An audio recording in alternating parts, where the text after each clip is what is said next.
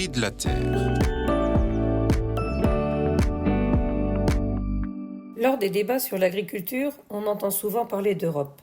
Certains peuvent s'interroger pourquoi l'Union européenne est si importante pour le secteur agricole.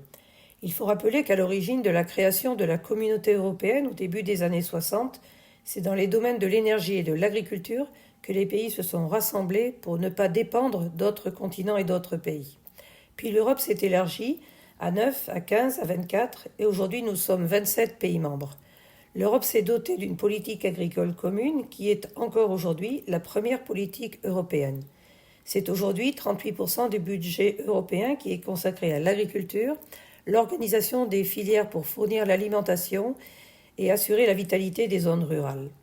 L'Europe compte 11 millions d'agriculteurs qui nourrissent 480 millions d'Européens et contribuent ainsi à l'équilibre alimentaire mondial puisque nos produits sont attendus dans de nombreux pays.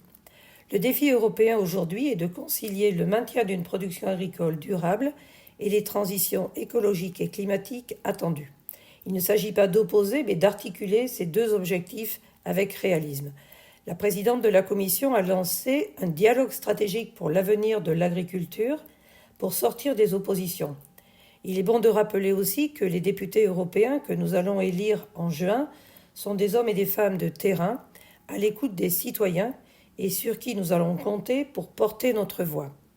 Avec la guerre aux portes de l'Europe, la dépendance énergétique de notre continent et la dépendance alimentaire ailleurs, les méfaits des accidents climatiques sur les récoltes, nous devons plus que jamais raisonner en Européens.